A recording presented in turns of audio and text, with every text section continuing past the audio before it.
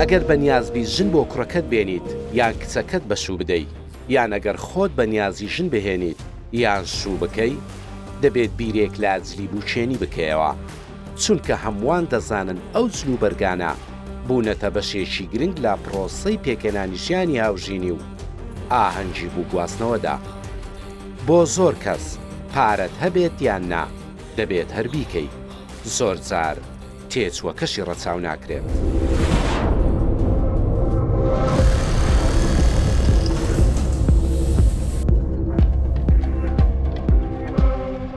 چەند ساڵێک پێش ئێستا هەموو ئەم جل و بەرگانە لە وڵاتانی بیانی دەهێنرا و بەهۆیەوە بڕەپارەیەکی زۆر دەچوە دەرەوە.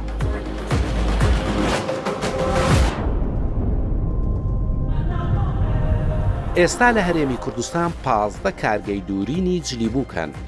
پێشتر هەموو ئەوانە کڕیاری بەرهەمی بیانی بوون و بای نزیکەی $5 ملیۆن مانگانە ئەم جل و بەرگانەیان دەکڕی.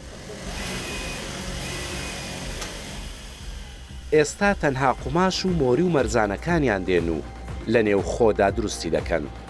بەهۆیەوە هەم نرخەکەی گونجاوتر و هەم ڕەپارەیەکی زۆریش بۆ نێو خۆ گرد دەدەنەوە و بای خۆشی هەلی کاریان ڕەخساندووە.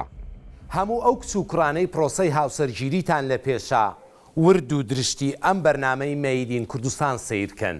بۆتان دەردەکەوێت جلی کوردی، حەزیەی مارەکردن و بەدلەی بوو گواستنەوە لەکوێ بکڕن یان بەکرێی وەربگرن بۆ ئەوەی جل و بەرگێکی دوایین مۆدێل و بە نرخێکی گونجاو دەستان بکەوێت. هاتوومەتە کارگەیە کە کاریان دروستکردنی ئەم جۆرە جل و بەرگانن، ئەویش کارگەی ئەمیر مۆدەیە لە هەولێری پایتەخت.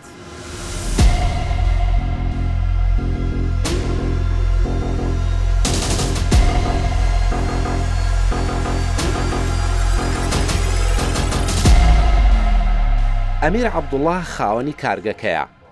لە ساڵی 1989 خەریکی بازرگانی کردنە بەم جل و بەرگانەوە.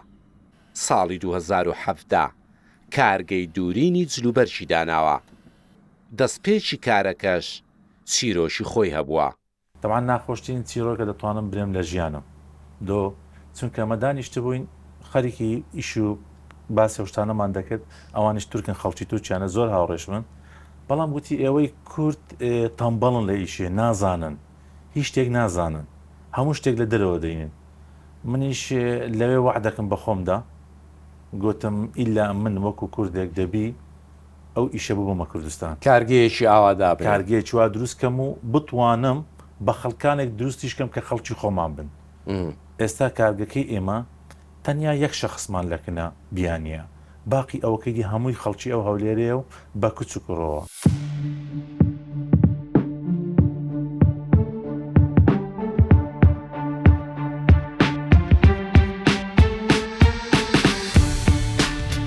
قوماشەکان بڕاند و مۆدێلی جیاجیان لە وڵاتانی ئاسیا و ئەوروپاوە هاوردە دەکرێن، وەک ڕەنگە ئاڵاواڵاکانیان لە نرخیشدا جیاوازن و نرخی هەر تۆپێ قوماشی دانتێڵ لە $300 دەست پێ دەکات تاوەکو $3000. هەر تۆپێک 13 مەترە و دەستنە چوارچێوەی جوانی جل و بەرگەکان. هەر تۆپێکی قوماشی دانتێڵ بەشی یەک بەدلەی بووک دەکات. تۆپی قوماشی ئاسایی کە بەشی دوورینی 5 دەستە جل دەکات نرخیان لە $200ەوە تاوەکو $1000. مۆدیلەکان مەقسەد مشتری تەڵەبی لەسەرە باشە. ئێستا مەسەلوو نمونە زۆر خواستی لەسەر بیتن لێزدانتێلی فەڕەنسیا ئەو سار زۆر مۆدیلە باشە. دانتێلە کەشمان هەیە حین هەمان شت ئەوە لێزدانتێلی فەڕەنسیا ئەوە دانتێلە ئەو سار زۆر تەڵەبی لەسەرە خواستی لەسەرە. بەڵێ کۆریا هەیە، هیندستان، سین. مشتری هەر شتێکی داوا بکە لێرە بە جێرە و تەڵەبی خۆی لۆی تەڵەب دەکرێتن. مەقسەد ئەو سار زۆر خانەبەندان تەڵەبی هەیە، ڕەنجی سوور، هەموو ئەلواناتەکمان هەیە، بە سۆر مەقسەد لەکنەمە بۆ نەشیها تایبەتە خەنەبەندان. کارێکمان کردووە هەر تەڵەبیاتێکی هەبیتن مشتری بۆی جێبەجێ دەکرێتن لێرە هەموو هەیە هەموو شتێکی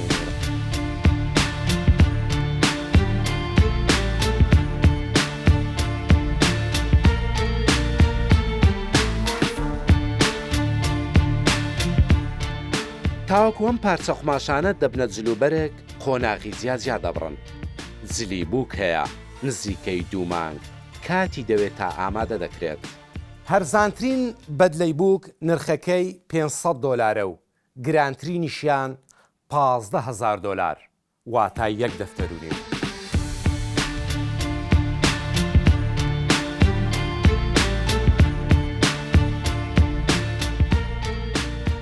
وەکو هەر کارێکی دیکە دیزاینی جلەکان قۆناغی یەکەمە جاداواکاری کڕیار بێت یان دیزاینی کارگا یا خود دروستکردنی لە بەروێنەیەک کە ترێند و مۆدێلی ساڵە و بووکە خان لێیان داوا دەکات قیاسەکەی وەردەگرین لە دوای قیاسەکەی ئەو دیزاینەی کە خۆی هەیە بەڵام ناتانی فکرەکەی دەربڕێتن باشە ئێمە فکرەکەی دەدەینێ بە چەند ڕسمێک و شێوازێک لە بووی دروست دەکەین جا ئەوە تا مشتریەکە بەپێ ئەو شێواز و ئەو فکرانەی کە هەردووکمان تێکەڵ دەبیتەوە ئی خۆمان و ئی مشتریەکە ئەنجامەکەی دەردەچیتن ئەوە بەپێی خوتواتەکان ئەوی دیکە وێنەش و ئەدەنی وێنەکان ئەوان ئینتەرنێت لە شوێنێک بدۆزنەوەنا وێنەکانیش ئستا مشتریمان هەیە کە بۆ خۆیان دێن سەرەتا وەکو ئەو خاتونە مەسەڵەن ئەو ڕسمەمان دەداتێ ئەو دیزاینەمان دەداتە ئەوە پێوەدا ئێوە هەمان شت دروست دەکەن فکری خۆیتی ئێمە کو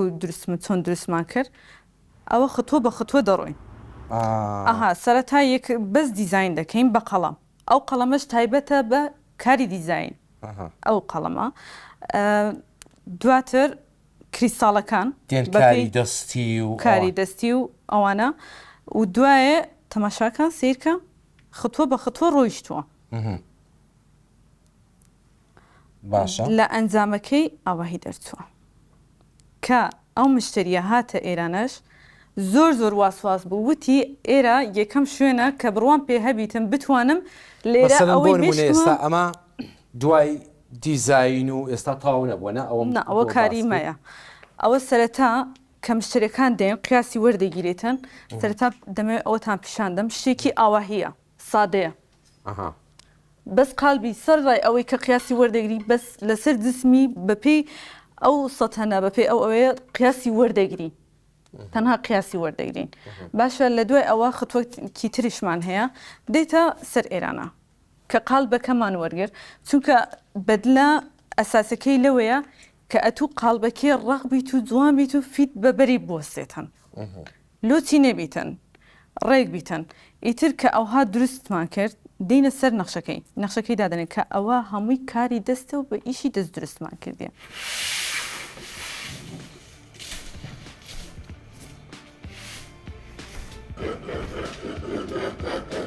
بڕین وەستای بە ئەزمون دەیکات بەشێک لە قماشەکان نرخیان گرانبەهایە و کورد گوتەنی 10,000 بگرە و 1,000 ببڕەیە لێرەش ئەو پەندە ڕەچاو دەکەن بۆ ئەوەی بە هەدەردانیان نەبێت تا دڵنیانە بن لە ئەندازە و دیزاینەکەی مەقاس دەکار ناخەن گەلینیک çok zor bir iş. دروستکردنی جلی بووکێنی کارێک نییە هەموو کەسێک بتوانێت بیکات شارەزایی دەوێت من لە تورکیاوە هاتووم کاکەمیر ئێمەی بۆ ئێرە هێناوە ئێمە باشترین و قڕسترین نەخشەکانی جلی بووکێنی دروست دەکەین کە هەموو کەسێک ناتوانێت بیکات کچان بۆ یەکەم جار هاوسەرگیری دەکەن بۆیە دروستکردنی جلی بووکێنی بەڕاستی کارێکی قورسە و ئاسان نییە Tamaşaka zor oluyor.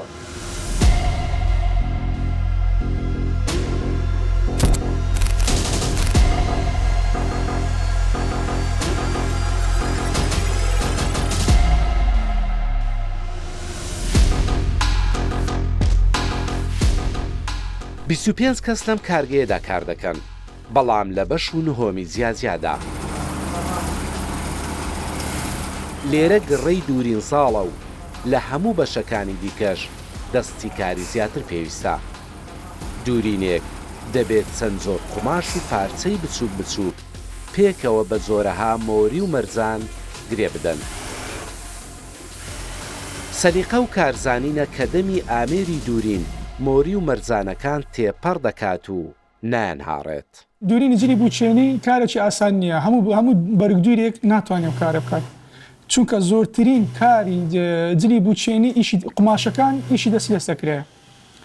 قماشەکی مەتاتیە نابی بە هیچ شێوەیەکی تر قماشەکەی لە دوورینی جلی بووکەینەکەی لۆچاتێک هەبی یان حیساباتێکی دەبی تەواوی لۆ بکرێت. قماشەکانمان نەقیم و کاری دەستی زۆر لەسەرە دەکەتە بەردەستان بەرمەچینان کارێکی زەحمەتە ئاسان نییە.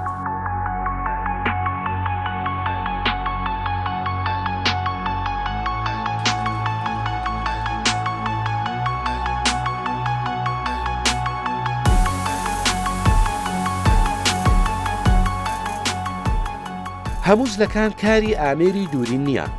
زۆرن ئەو جل و مۆدێلانەی دەبێت تەنها بە کاری دەستی ئامادە بکرێن. ملیۆنان پولەکە، نقێم، زەنجانە، مۆری و مەرزانیان بە دەرزی و سلیکۆن لێ بدرێت. جوانکاریەکان نرخیان زۆرە و کارەکەش هی هەموو کەس نییە و دەست حەقیان زۆرە. ئەو جۆرایانە نرخیان زۆرە و کاتی زۆریشیان بۆ ئامادەکردن دەوێت. ئێمە کە لێرە کار دەکەین بۆ دەرەوەی وڵات دەینێرین، بۆ ئاسیا، بۆ ئەوروپا، بۆ ئەمریکا، بۆ کەنەدا، لە هەموو جێگایەک خواستی لەسەر ئەم کارێمە وەختیشی زۆر دەوێتن.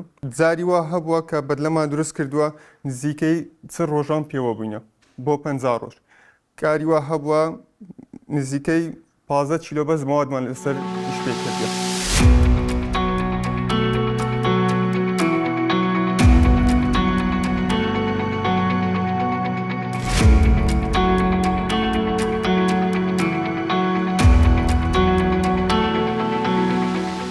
ئەو جل و بەرگانەی کارگە ئامادەیان دەکات نرخەکانیان لە نێوان 300 تاوەکو 700 دۆلارە. بەڵام بێت و بەکردن بدەیت و دەستکرد بێت نرخەکەی لە 2000 دۆلارەوە تاوەکو 15000 دۆلارە. فەقیرە ئارزی لێ مەسەلەن پارێکی زۆر کەم سەرفکە هەمانە. ئەتوانی بە چەند بەدلەیەک بکڕیت. مەسەلەن بۆ وەکو کڕین باسکەین وەکو کڕین باسکی ئەم 700 دلاری شەیتم فرۆشتن 800 دلاری شەیتم فرۆشتن کەمترین نرخە زۆرترین نرخی ئەوەی کە بە عازر هەبوو بێت دووریت بێت بە ئاخر مواسەفان بیکە نرخەکەی تا چەند بەرزەبێتەوە. ئەوە ناتوانم نرخەکردانێن بەڵام من تا ئێستاکە بای دەفتەرێک 15000 دلار دروستم کردووە. ئێستا لە دەکنە خۆمان بای 15000 دلار دروستم کردووە. ئەوانە ئەشی کڕی نەک بەکرێ ئەوە کڕیتی بەکرێدان چۆنە؟ بەکرێدان مەسەلەن بۆ نمونە مشتریەک دێتەکنە من حازرم هەیە درونیشم هەیە یعنی هەر شتێکی بێ لەکنم بەدەستەکەوی حازرەکە ئەوانێک کە حازرم بەکرێدانەکان بۆ من لە 300 دلار دەست پێ دەکە تا 2500 دلار بەکرێ ئەو حازرەکەی هەیە باشە بەکرێ هەیەی بەکڕینەکەشی هەروەکو پێم وتی لە 700 دلار هەیەی تا زیاتر حسب ئەو مۆدلی ئەو داواییەکە. یعنی تۆ زانی کاک بەختیارکووە ئەو جلەمان هەیە ئێستا مەسەلەن بۆ نمونە ئەوە ئێستا بای 3500 دلاریە باشە ئەومان هەیە باشە بای 1500 دلاریە. فەرقەکەی چییە؟ خۆ مۆری مەرزانی زیاترن؟ نا ئەوە قماشەکەی ئیشی مەکینێ بە مەکینە دەستەکە دروستەیە ئەو بەدەستنە موادی وەی پولەکە و موادش کەمی خەفیفی لولو لێدرایە باشە مێرو لێدرا دەکا بڵێ ئەوە هەموو بەدەست سندرەیە. ئەو درێسە ئەگەر بۆ نمونە بەدە ڕۆژ خلاص بی ئەوە 2 مانجی دەوێت تا خلاص دەبێ.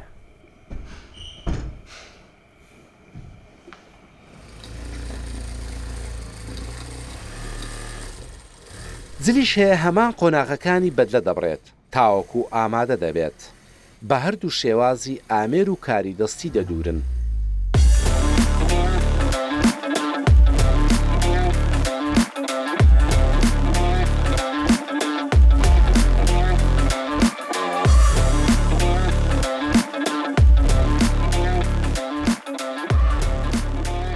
بۆ خەنەبەندان و مارەبڕین جلی تایبەتی دەوێت. دوای سووران و گەڕانێشی زۆر یەکلا بوویەوە کە چ ڕەنگ و مۆدێلێک دەستنیشان بکات بە دڵیەتی و زاوا ئاوای ببینێت خەنی دەبێت.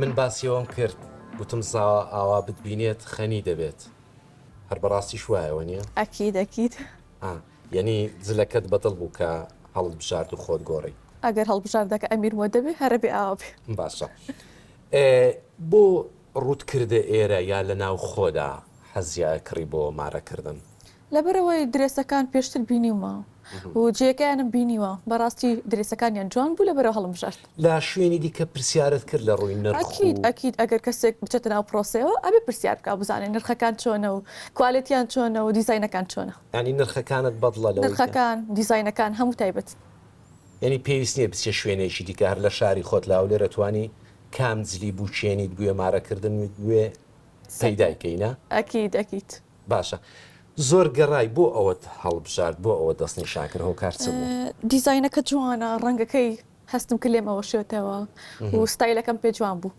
جلەکەش نە زۆر کراوە بوو نە زۆر شتێکی کاری دەستیش بوو نیە بزەبت ئەو نەخشانێکە لە سەرەتی شتێکی تایبەت بوو بەلامەوە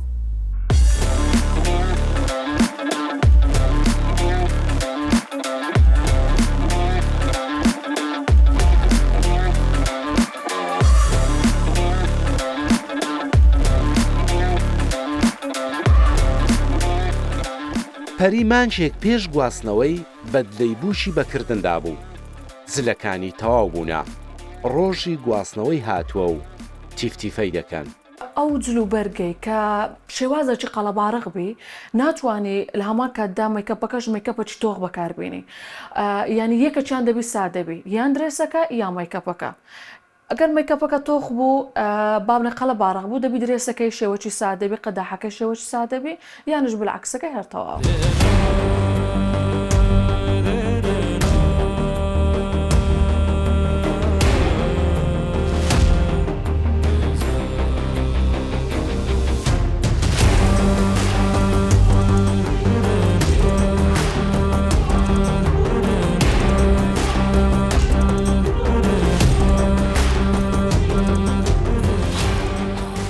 بووک حازر و ئامادە زاواش پەلەی بوو دەستی بگرێت و بیبات بەڵام پێش ڕۆشتن ویستم لەگەڵ بوو کە خاندا قسە بکەم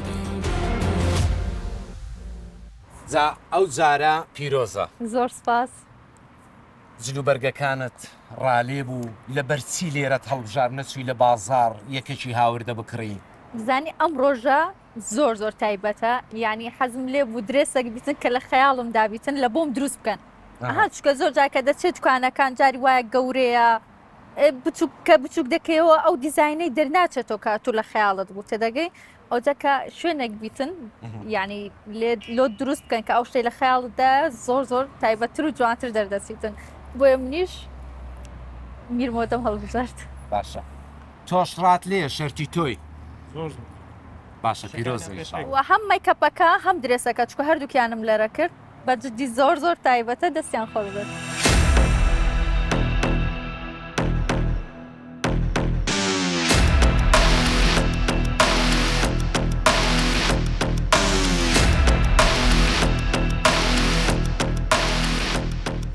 سەردانی چەند بازارێکی فرۆشتنی جلوبەرژی بوشێنیمان کرد فرۆشیار هەبوو نەی دەزانی لە ناو خۆدا کارگەی ئەم جۆرە جلوبەرگانە هەنوو سەر تا پای جلەکانی بیانین فرۆشیاریش هەبوو زۆربەی جلوبەرگەکانی بەرهەمی کاری دەستی ناوخۆ بوون لە بازاردا جلوبەرژی بیانی زیاتریان ناوخۆ بەهام بیانی بەڵام ئێستاکە وەکو ئیشی کاری خۆمان کە ئێمە پێشانگای ئەمیر مۆدەینە بۆ جلوبەرجی بووکان کارگەی تایبەت بە خۆمان هەیە سەتانەوهەتی کاڵەکانمان ئی خۆمانن لێرە دروست دەکەین چەند ساڵە وای لێ هاتووە کە تۆ سەدانەوەتی کاڵاکەت ناوخۆی بی وڵا تقریبان ئێمە لە 2017ەوە لە پاش 2017ەوە دەستمان پێ کردووە بە وەستای زۆر چاک هەمیش کارمەندی خۆشمان تێدا بازار بەگشتی بیانی زیاترە بیانی زیاترە سەدا چەندی تقریبان بەخوای تقریبان سەتانەوهەتی نۆهەتی بیانی بەڵام دوکانەکەیت و پێچەوانەوە ئەوەش یەکێک بوو لە فکرەکانی کاکەمیری باشە کڕیار هەمیشە کە دێ داوای شتی ناوخۆکە یا بیانی زیاتر داوای شتی جیاواز دەکات لێوکانەدا هەم ئەمە سونمەند دەبین کەشتی جیاواز دروست دەکەین فکری خۆمان بەکاردێنین فکری مشتریەکان وەردەگرین دەتوانین لەسەر تەڵەبی وان بۆ یعنی چەند ڕۆژێکی دواتر دەتوانین ئەو کاڵانە ئەوە ناکرێتن زیاتر لەسەر قالبی خۆیان دروست دەکەن قالبی بیانی قالبی بیانیش تۆزێک لە بۆمە کێشەی دروست دەکەن بازاڕەکانی دیکە ئەو سەدانەوە تێی بیانی بۆ نایکەنە خۆماڵی بە خودای ئەگەر بکرێتن لە بۆوانی زۆر باش هەم قازانجەکە لە بۆ خۆشیان دەگەڕێتەوە لە بۆ داهاتی ناخۆی دەگەڕێتەوە ئەوجا هەر کەسە بە فکری ئیشی خۆی ئێستا کاکەمیر تۆزێک زوو فکری لەوە ئیشەی کردەوە کارگەی زوردانە ئەلحەمدولیلا تێشدا سەرکەوتوو بووین.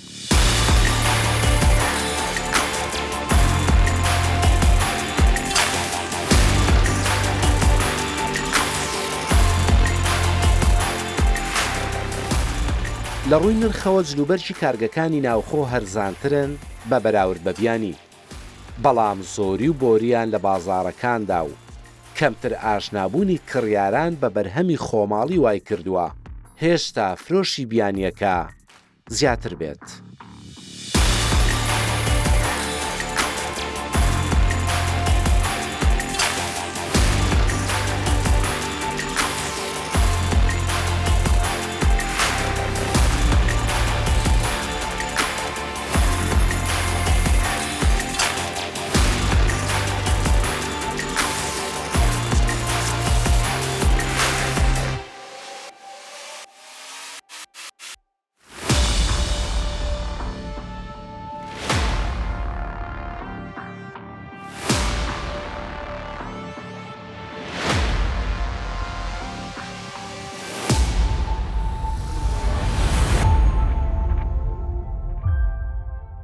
Made in Kurdistan بە سپۆنسەری کاڤین فارم